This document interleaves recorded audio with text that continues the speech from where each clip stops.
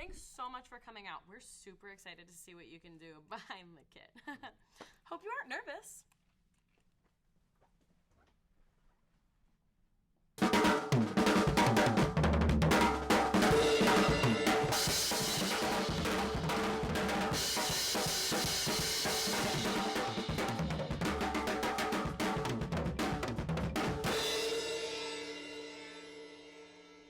So, they call you Gerald?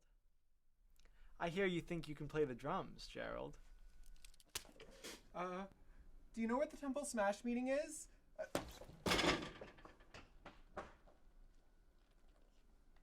Next!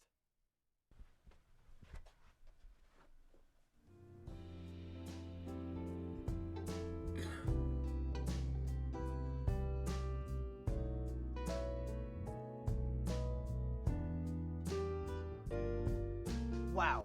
Has anyone ever told you that you are hot? If the answer's no, can I be the first?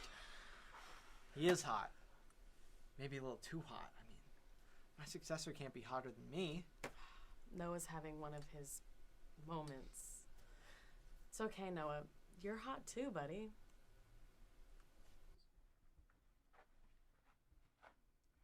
Oh, sorry. Actually, we really are looking for a drummer, but can you get behind the kit?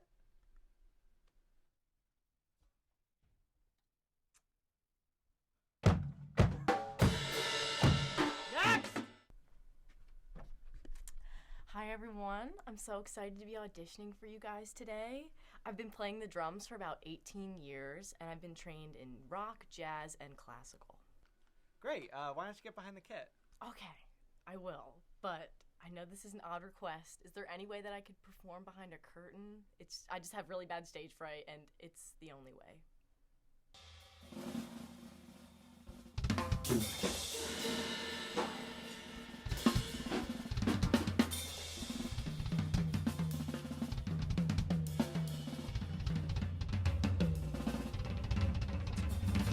Next!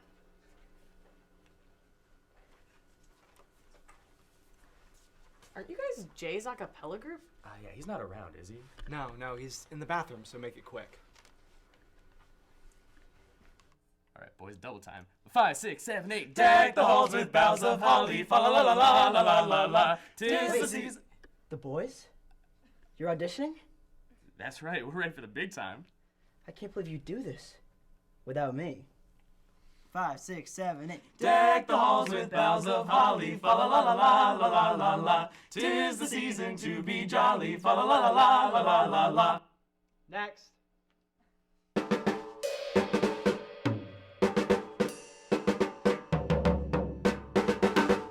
All right. Thank you. I think I've heard enough, but we'll be in touch.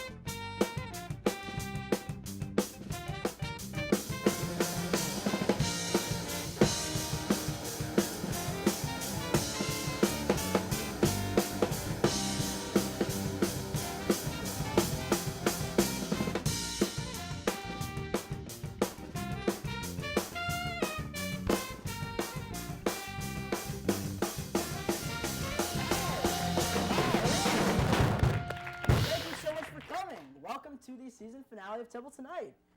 It's great to be here. Thanks to my co-host, Ava Sullivan, and our band leader, Noah, and his band, Noah and the Noels. Seasonal, you know. All right, anyway, let's see what's in the news. All right. Donald and Melania Trump have officially registered to vote in Florida. Following the announcement, the infamous Florida man announced he is moving to Canada. During an interview for The Irishman, Martin Scorsese said, "Please, please, don't look at it on a phone, please." Thankfully, I read that on my phone while watching the movie on my laptop and not the other way around. In political news, at a recent campaign rally, former Vice President Joe Biden nibbled on his wife's finger.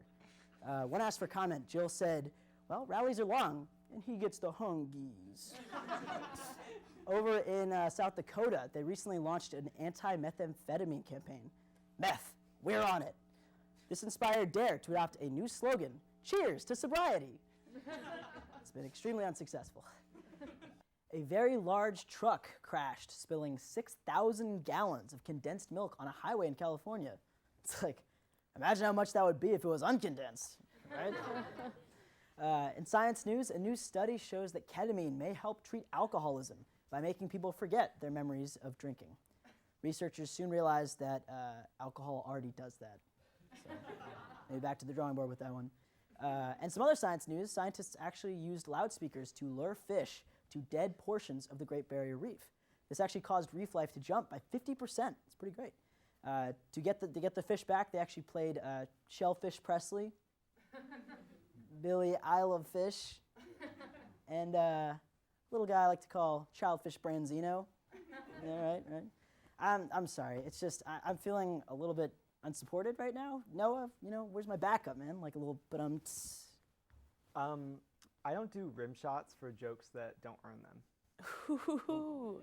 Jay, are you gonna let the guy on a stool talk to you like that? Well, no, are you good? Do we have a problem here? My problem is that whenever you feel like punching up one of your hacky monologue jokes, you treat me like a cymbal-banging monkey toy. Whoa, where is this coming from? Everyone thinks my monologue jokes are equal parts topical and delightful. Whoa, Noah, are you gonna let him walk all over you like that? Oh, please. Have you heard about this? Have you heard about this? You think this is easy, huh? Under these hot lights, dancing for all the nice people? Give me a break. You're a wannabe Fallon, and you know it. Oh, dropping the F-bomb in front of the audience? You take it back. You take that back. Never. You think you're so special because you can read off a teleprompter? I don't know. That kind of sounds like a challenge. Hey, sometimes the font on that prompter is very small. Okay, you just hide behind a drum set. We all know that I carry this show, and my shoulders are getting pretty tired. Okay, well then why don't you step up and fill in, bro? Why don't you fill these size 9 dress shoes? Size 7s. Okay. Don't tell him that. Yeah, fine. I will. I mean, what do I have to do? Stand over there? Yeah, right over here. And while you're at it, I'll hop on the kit. I'll take your place. So why don't you hand me with those what do you call them? Sticks? Your job is so easy, man. I mean, up next, blah, blah, blah. Our next guest, blah, blah, blah. I mean, I'm going to do it. I really am. I'm going to come over. All right, well, yeah, I'll come over here. I'll hit these drums. I'll bang them around. No. You will not. But we do have a great show for you all. Up next, we have a word from our correspondent, Brianna Williams. Thank you. I'm Brianna. I'm here on Temple University's campus, bringing the truth to people about what really goes on the holidays. This is Holiday Conspiracies with Brianna. Did you know that the stripes on candy canes actually represent the 13 colonies? No, can you further indulge on that? No. Okay. Are you aware that Santa doesn't pay taxes? Honestly, I feel like that makes sense, but it kind of pisses me off. Like, freeload an asshole? Like, what's up with that? How do you feel now that I've told you that Santa is stealing from the American people by not paying taxes? I don't know how to respond to that. Did you know that Santa and Mrs. Claus actually don't sleep in the same room anymore? Oh, no, I did not know that, no. How do you feel about it? Kind of sad, Yeah, that's kind of tragic. Santa, you gotta figure that out. Yeah, they're getting a divorce, but they're trying to stay in it for the elves. Oh, that's so many, too. It's like, wait, so are they waiting for the elves to just, graduate, or? Yeah, just for them to, get out of the house, and then they're going to get a divorce, so you're concerned about the children of the world? Yeah, where are we going to get our presents if he's not happy, if they're not happy? I just want the best for them, honestly. Is that hot chocolate? No, it's coffee. Smells really good. Alright, are you aware that Jeff Bezos bought out Santa's toy factory? Where is it located? Did he relocate the toy factory? That makes sense. Are we sure Jeff Bezos isn't Santa? No, but I know Santa doesn't pay taxes. Does Jeff Bezos pay taxes? No, and I've never seen Santa and Jeff Bezos in the same room. Neither have I. That's a really good point. Yeah, I think we might be onto something. The elves work for Amazon Prime now. Wow, that's crazy. Amazon Prime. Yeah, and Amazon basically owns Christmas now. Yeah, that makes sense because, you got discounts on everything. I bet he doesn't pay his workers either. He doesn't. The elves don't get benefits. Nah, I totally believe that. All right, welcome back. The producers said that I was ruining the show with my proclivity for fighting, and I needed some joy in my life. And, well, nothing brings me joy like musicals. So here are the top 5 best times to break into a musical number. Number 1, reruns of Glee. Number 2, in a marriage proposal, if you are too uncoordinated for a flash mob. True, very true. Number 3, in a caroling setting. Number 4, at a talent show where you signed up to do a musical number. Yeah, that makes sense. And number 5, when you need to apologize to your best friend. Spotlight, please.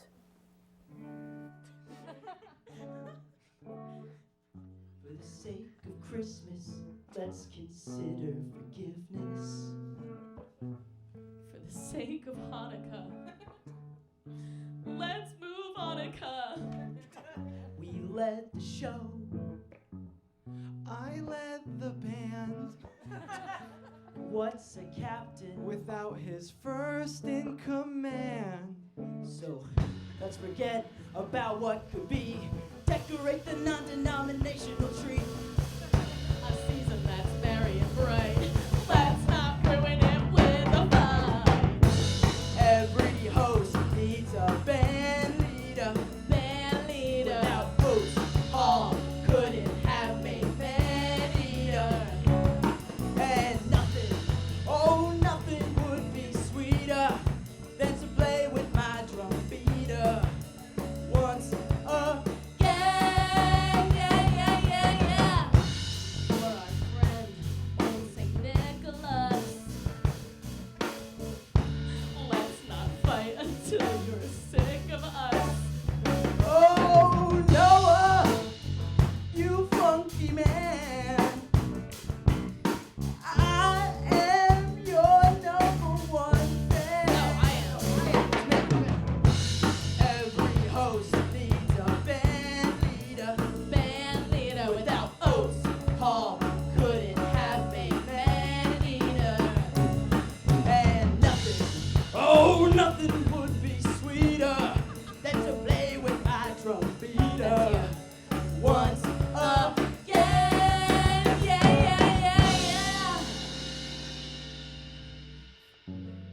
We led the show. I led the band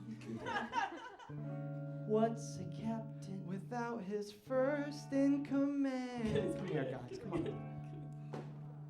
You do know, though, I am graduating in 2 weeks, so I can't really be hanging Yeah, around here anymore. That is actually that is a good point. Yeah. So, right.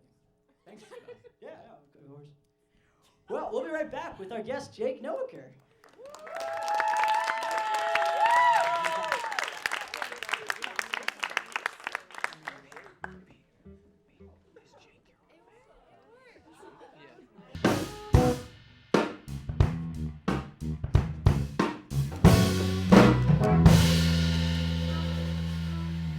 All right, welcome back. Our next guest is the writer, director, and co-producer of the film Behind the Counter. Please welcome Jake Noecker. Thank you.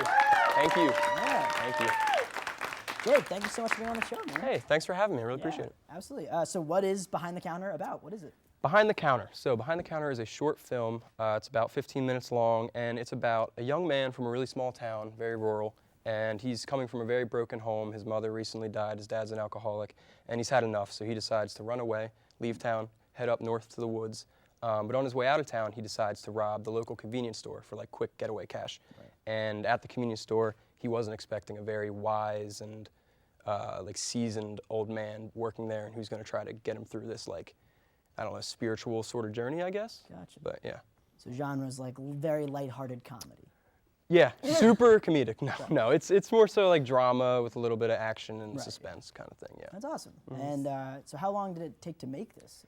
Oh, long time. I actually wrote this script. It's the first script I ever wrote. I wrote it in high school, like my first film class, and it was a different name back then. But after like 3-4 years of college, I came back to it, and I decided I wanted to actually make it into a little short film. So, aside from like those 4 years of like writing and working on the script, we took about 5 days and 3 overnights of shooting, about a couple months of pre-production, a couple months of post-production, and then we finally finished up this past October and released it. So, that's awesome. And it's doing pretty well too, right? I heard it was entered into a film festival. It's having a good little start. We started a festival run 2 weeks ago or so. We entered into about 10, 15, nothing crazy, no Sundance or anything. I'm not that good, I understand. But yeah, we got into one film festival called First Time Filmmaker Session, which is like a little online festival. And then last night I received news that we not only got in, but we are a finalist for Best Live Action Short Film in a festival in Colorado called Frostbite International Indie Film Fest. Wow, that's so pretty that's great. I was excited about that. Yeah. So was this like inspired by your life? Did you run away from home and? Yeah, I robbed the store. Yeah. No, I don't know. I guess the way I explained this when I was like looking for funding is I guess it was inspired. Every teenager, like the character in my movie, has like angst, teen angst. Everybody has it. Everybody has their own issues. Everybody comes from different homes. So I really just. You don't know me. Okay, I don't know.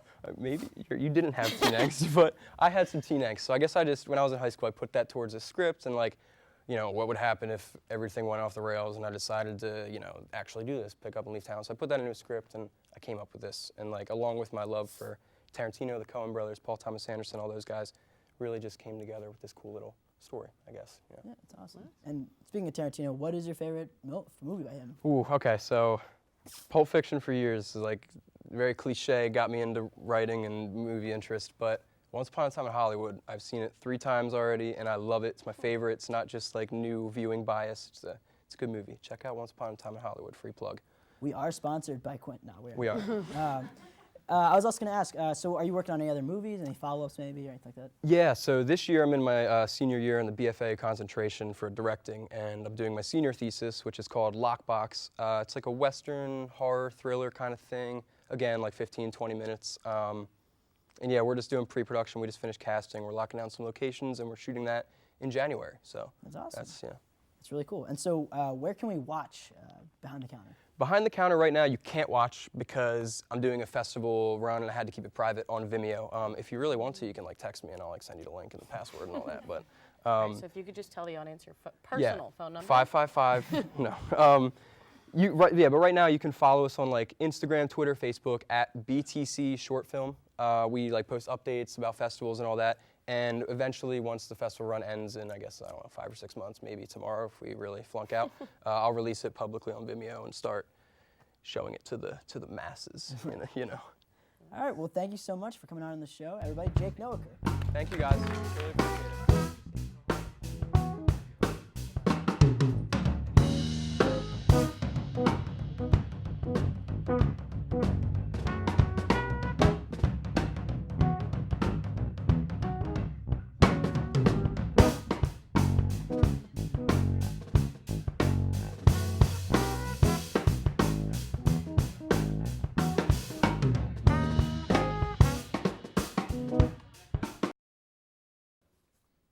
And now, please welcome comedian Masha.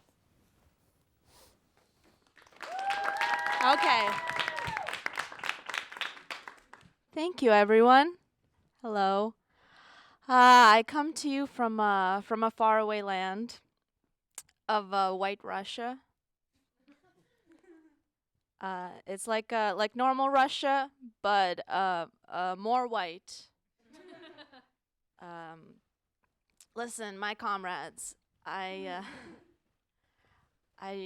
want to let you know that even though I grew up in a different land, I feel like we have so much in common.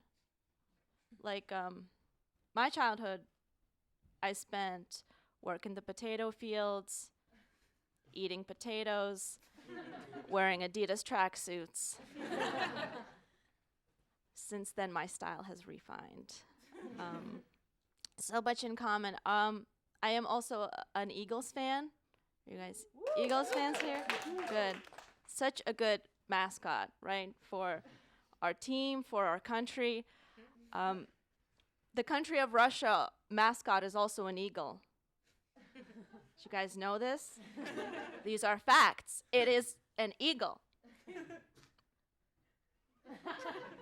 But the Russian eagle is a two-headed eagle, one looking to the east of Russia, one looking to the west. It's two-headed because of Chernobyl.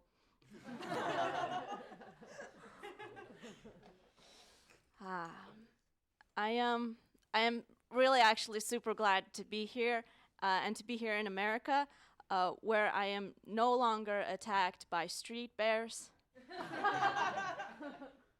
It's a problem. You guys take it for granted that the streets of Philly are absent of bears. There are no bears. I was specified it was a street bear just so you guys know I'm not one of those foolish Russian children that just wanders off into the forest where there's much more bears. There's much more forest bears, but still an alarming amount of street bears as well. They're kept on leashes, though. They kept on leashes, the street bears, and muzzles, but the claws are out, and they do not like flash photography. And I learned that the hard way. Oh, boy. But please bear with me, though. For my set, I know I have a little accent, a little bit of an accent. You guys hear it? It's a little bit of a... It's, I don't know if you guys can't hear it, it's because my car's pretty far away. It's a Hyundai accent. My parents are Russian too. That's how it works. And I recently came out of the closet to my Russian parents. I came out as vegan. I'm still in the closet about the fact that this is recorded, but I'm bisexual, but my parents will never watch this, so it's okay. I am vegan, though, and I had to explain to them what that means. I had to break it down to them. I don't eat animal products, so I don't eat milk, because that comes from cows. I don't eat eggs, because those come from chickens. I don't eat carrots, because those come from bunnies. It's you guys look up the origin of carrots, you'll be surprised. But I'm not like one of those vegans, like one of those the ones that get made fun of on the internet. No. I'm a chill vegan. I'm super cool. I'm not gonna be pushing vegan propaganda down your throats or anything. Nah, communist propaganda maybe. Definitely communist propaganda. I'm just saying, hey, why eat animals when you can eat the rich? We've got some Bernie supporters over here in this corner. That's good. But honestly, I'm vegan because I don't need any more friends. I have enough comrades. I don't want to go to dinner with anyone. I just want to stay home, just sleep. I'm sorry. I'm a tiny bit frazzled. I got into a car crash yesterday. This is true. So, but I'm okay. Physically, I'm fine. Emotionally, I'm never fine. But physically, I'm great. My passenger was also fine. I was Ubering. Oopsie. Whoops.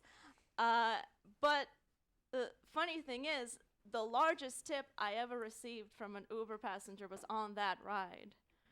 I guess he felt bad for me or something because I was crying. But I just think now I have the best money-making strategy. Just get into car crashes. Every Uber ride. Rake in those tips. You guys are surprised that I'm an Uber driver, right? Totally shocked, I can tell. Because I don't look like I'm a driver of an Uber. I look like I am a passenger of a horse-drawn carriage. I look like I'm about to lean out a carriage window and say, Ferdinand, Put more gallop to these horses. We will never reach Providence by sunset.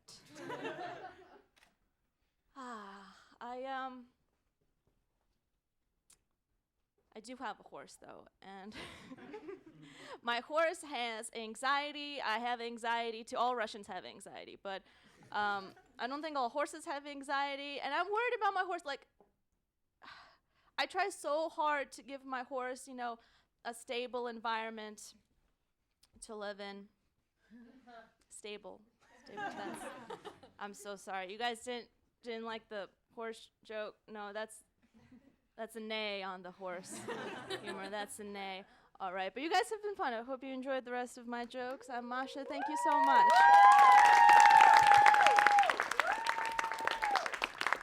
So much for watching this show. Please give a hand to our graduates, our head writer, Fiona Tagliente,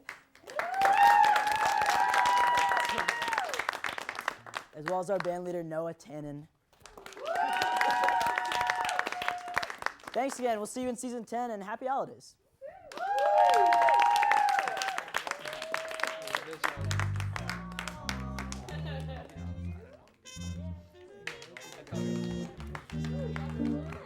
We just kind of chill up here. All right, we're good.